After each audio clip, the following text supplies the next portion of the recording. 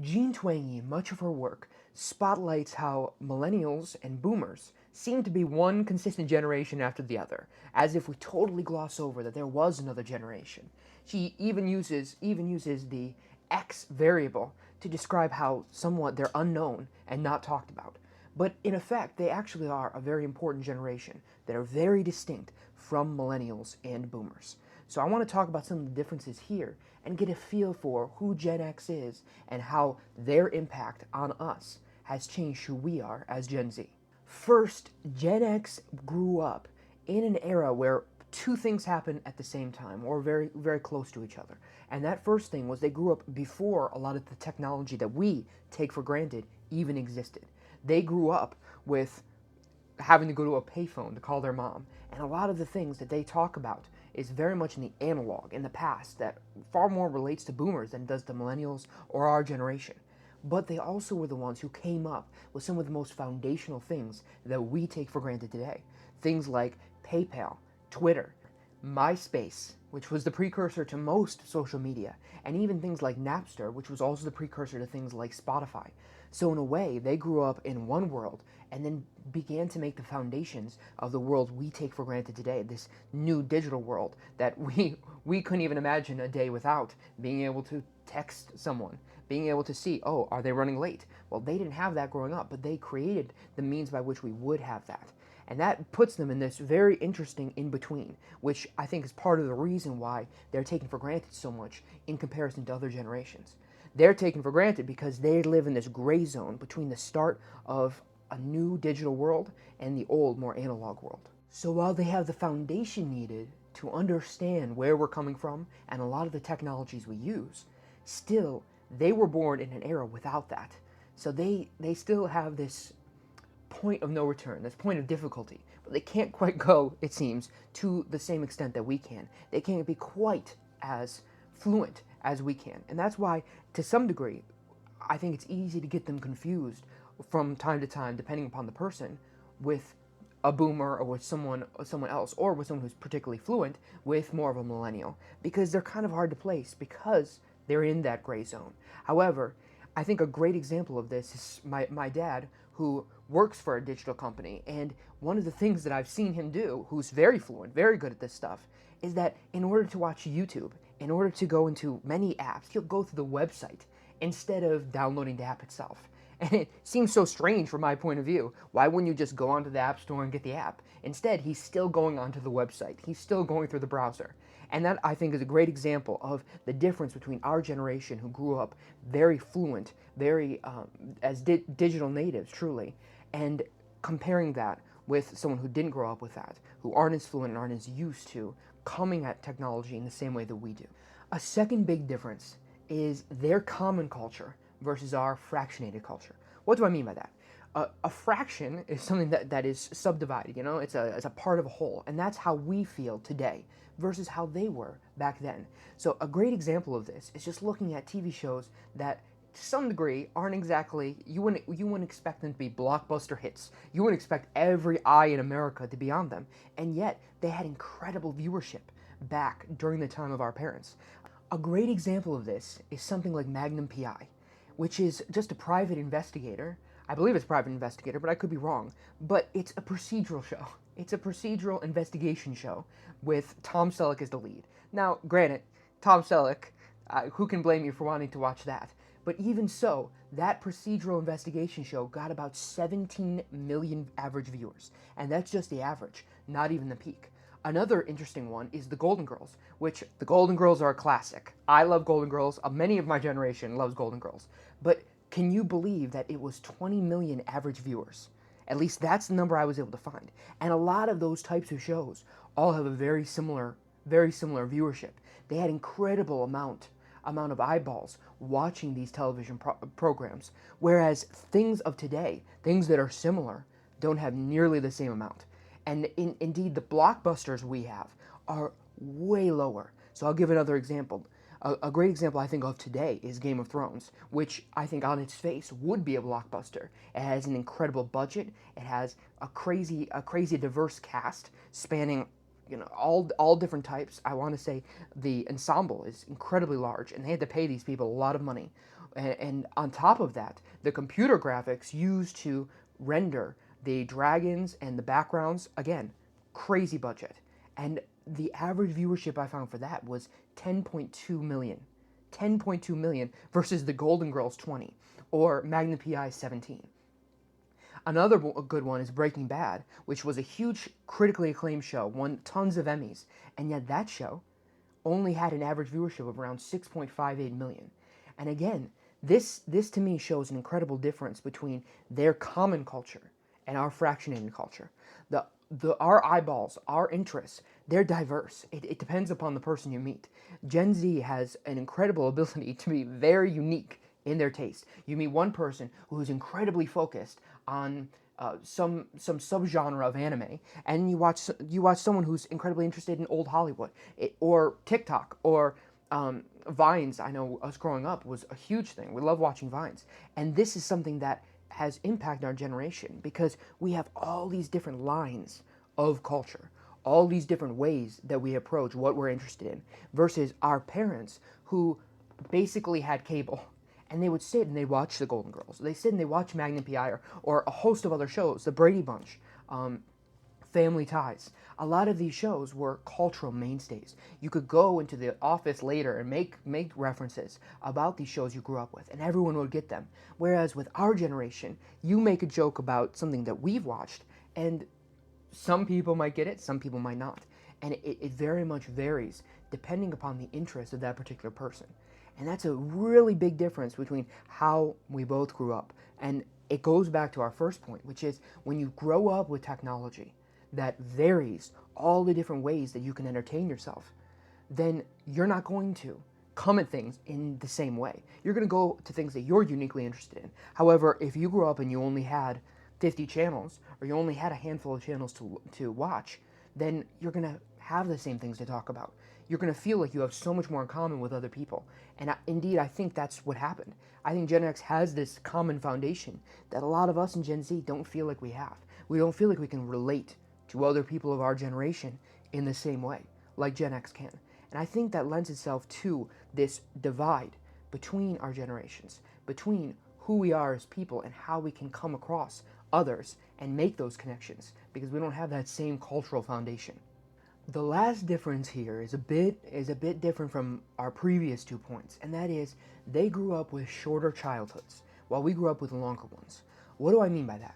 Well, I've talked about in other videos how there are different strategies for life that they talk about in evolutionary psychology, and that is there's the slower life trajectory, the slower life growth, and then there's the faster one. Now, the faster one has the idea of a shorter life expectancy overall, more children in general, while the longer one has to do with more investment in your children, more time, more effort, and fewer children in general. And that's more of where we're at currently. Now, Gen X got caught in a little bit of the transition period, because you can really see this difference in millennials. However, with Gen X, you can see, even in just their stories they talk about, how different their upbringing was to ours. You hear the term latchkey generation, and many people in Gen X talk about this. And for those of us who don't know, what a latchkey means is it comes from the story of having a necklace around your neck that has a key to let yourself back into the house once the sun has gone down and the street lights have gone on. And that's what a lot of Gen X had to do, or in some form or fashion. Maybe not a necklace that they would have to wear, but they'd have a key, or they'd have to come home and ask to be let in, and that's how they grew up. As women entered the workforce, there was an increasing demand for childcare. However, the supply of people being willing to care for children did not reach the demand. So there was something that had to give, and in this case, it was people watching their children, because meeting the needs for, of course, their household is much more important than, their kids being watched 24/7. So this led to a very different level of independence between our generation, Gen Z, where we did have childcare options, where there was more of a reckoning with how I'm going to look after, how I'm going to take care of my child, versus, well, I need to meet my household needs. I need to make enough money so children can watch TV, the children can go to a friend's house, and they'll have to take care of themselves. There's a big difference between those two. And this to me is a very sizable change in perspectives when we talk to Gen X versus Gen Z. And I think that and this is just my own speculation, I think part of the reason why we are the way we are is because they were latchkey children, because they grew up with so much independence. There are some crazy stories that you can read that Gen X will talk about. My parents talk about it. Some of their friends talk about it as well. And I think that's led to some helicopter parenting because they realize how much independence they really were given and how crazy, in retrospect, it actually was. So I've got a couple interesting stories that I wanna share about that. One is my mom, when she was younger, behind her house was a field. And in order to get into the YMCA, which is where they would go after school, they'd have to cross this big field. Now it's overgrown, it's got bushes, who knows what's there. But bigger than that, there was abandoned tools from some project that was a long time ago. But abandoned tools, there were abandoned concrete. This whole place they would have to climb through in order to finally get to the YMCA. So every day they wanted to go to the YMCA while their mom was working. They would have to climb through this proverbial concrete jungle of tools and abandoned equipment and concrete all strewn about in order to finally get to the YMCA. And they would have to do this on a regular weekly basis. And my mom, to see her face talking about that, you can see how crazy she thinks it is now. And I think that's impacted how she looks at raising her kids and how many other Gen Xers look at raising their kids.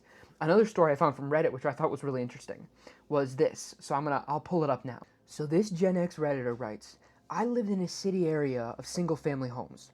All the neighborhood kids used to love to go and play in the ditch. It was basically a huge concrete drainage ditch with a slimy stream of neighborhood drainage water. The concrete walls were slanted, think of the drag race scene in Greece, exactly like that. And the only way to get to the bottom of the ditch was to run down that super slanted concrete wall. And of course, we would run down those walls with reckless abandon over and over. Kids would ride their BMX bikes and skateboards up and down their slanted walls and sometimes hide under the bridge, which functioned as a makeshift clubhouse. We could also do things like catch tadpoles with our hands from the stream and put them in glass jars, making them our temporary pets. As adults, it slightly horrifies me that we put our hands in that toxic sludge of a creek that I'm sure was filled with the runoff of lawn chemicals and car fluid waste that was commonly used but highly illegal now. And that to me is the perfect example of Gen X childhood versus ours. And just to give a brief example of mine, and I think any Gen Z or watching this will have many examples of helicopter parenting or just their parents being too concerned. But here's one for mine. I remember when I was younger, I just wanted to go with a friend to lunch with my family, but I wanted to ride with them. So they claimed that this destination, I think it was some pizza place, wasn't far away. It was like 10 minutes or whatever. Well, turns out it was like 45 minutes to an hour, and I'm riding with them at probably 11 or 12 years old. And to me, I wasn't fazed. I was a little surprised that it was so long, but I was having fun in the back seat with this new friend. So I come out to my mom's horrific face. She's horrified at what I had just done, how I had been there for so long, and totally unbeknownst to her, and she's following in the back. I can't imagine how irritated she must have been that they had misled her about the time. But ever since then, I have never stopped hearing about how long it was and how crazy it was. She even said that it was, I think, the scariest of her life at that point, that I would ride with this family for an hour basically. And no, we hadn't known them that much, but it was an hour to a pizza place. And yet it shows you the big difference. And I think we all have similar, maybe not quite to that extent, but we have all similar experiences of our family being much more protective of us than when they were kids, playing in drainage ditches with slime all over their hands. This is just a very big difference in how we relate to the world and how we were growing up as children. And I think that really puts a spotlight to our different perspectives. It helps to give us an idea as to where our parents come from and where older generations, when we have to work with them in the workplace, or whether they're our mentors or whether we just come across them in general. It gives us an idea as to what they encountered and how they deal with life. And hopefully, maybe if there's a Gen Xer watching, how we see life as well. Because I think a lot of the harmful or even dangerous experiences that they went through might have helped them feel more independent, might have helped them feel stronger, while at the same time, they would never want their kids to go through the same experience. And that fear or that caution was played out in our generation. They took that out on us and wanted to make sure that we didn't deal with toxic sludge ditches or concrete jungles with abandoned supplies. They wanted to make sure that we didn't deal with that so that we would have much safer childhoods, which I think has led to the opposite issue that we can talk about in future videos of not being as ready for what the world brings us and not feeling like we can trust ourselves as much because we didn't have to deal with crazy experiences. We didn't have to be thrust into situations where we were completely unprepared. Now, we might have similar experiences, but not nearly to the same level. We even see this in the statistics that bears out the truth that risky behaviors like a high frequency of sexual encounters, experience with drugs, childhood pregnancy, teenage pregnancy, a lot of these issues, and the list could go on, is very different between our generations. A lot of those more risky behaviors, a lot of those even formative experiences that would be considered, things like having early alcohol use or driving early even, that is much higher in Gen X versus our generation. So I think there's this concept that a lot of Gen Xers see when they look at us and they think that we're immature or we're not ready for the world. And we look at them thinking, you had a crazy experience and that your parents totally neglected you. And we come at this from very different perspectives. And yet we have to find a way to understand where both of us are coming from because their experiences help to shape how they parented us. And our experiences will help to show our future and how we parent the next generation.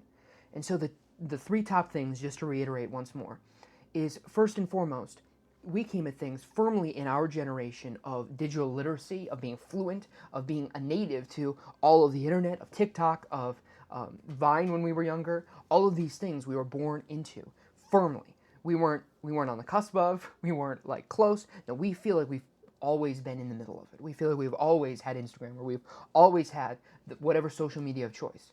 A lot of those foundational things came from Gen Xers. And so there is more of a fluency, I think, with that generation, but also more of a disconnect because they come at it from a more foundational understanding, like being able to go on the internet, being able to search things up and not have the same issues that maybe some of our boomer parents have. While at the same time, the things we take for granted, the things that are so easy to us, like downloading an app and making sure that we know our passwords, that is something that's foreign to them. They forget their a lot of those things show that disconnect, show that change that they were right in the middle of. But secondly, they had a common culture. They had a culture where they could reference the Brady Bunch. They could reference Magnum P.I. like we talked about, or the Golden Girls, or a whole host of other television shows, products, movies, etc. And they would be able to get that reference. Whereas today with Gen Z, sure, there are things we are more likely to know. We might be more likely to reference a TikTok that someone else might have seen or a Vine that we grew up with. And yet it's much more common that we're going to talk to someone that totally goes over their head because they're into a completely different subgenre of media, whether that be anime or whether that be some cosmetic channel on TikTok. There are so many unique niches to our world of Gen Z that puts us in very different groups where we would have much more in common with the person in that subgroup versus just an average Gen Zer versus just the average Zoomer. And that is something that they very much had differently than we do. But lastly, I think the biggest difference is that they grew up in a much more independent world, a much more shorter childhood where they had to be more independent. They had to overcome challenges because their parents weren't around, because they were latchkey kids, because they did a lot of more risky behaviors because they didn't have their mom looking over their shoulder. And they weren't at home playing video games or on their phone or texting or being on Zoom, or they didn't have a pandemic to keep them back, because that's another big thing that we've had to deal with in our childhood. And so they've had to conquer these things, had to grow through them, and many times have some very messed up views of their childhood, because what they went through was in many ways so crazy. So they come from that independent, faster childhood, and we're coming from a place of a slower childhood where we didn't have to deal with so many crazy things. And that comes with its pluses and its negatives. But we have to find a way to understand what our parents went through and also understand how they parented us and how their unique perspective on having independent, challenging experiences, like we talked about with my mom in the YMCA, or the Redditor, and having to basically have playing in this giant sewage ditch. And they dealt with that, and they brought those ideas into parenting us. And so I think there was more helicopter parenting, more protectionism, more safetyism towards us. And so having these differences in mind will help us to understand who we are and who our parents are, so that way we can come at things with a more informed perspective and be able to understand maybe what we need. Maybe we need more risky behavior. Maybe we need to try more new things. And maybe our parents need to understand how we're not as ready for the same things that they were, because we didn't have to deal with some of the crazy things that they had to deal with. So thank you for looking into this with me. Down below, let me know in the comments some of your unique Gen Z experiences and some of the Gen X experiences you've heard from your parents. I would love to hear about them. And I'd also like to make a video maybe comparing the two to see the different perspectives. So I'll see you in the next video.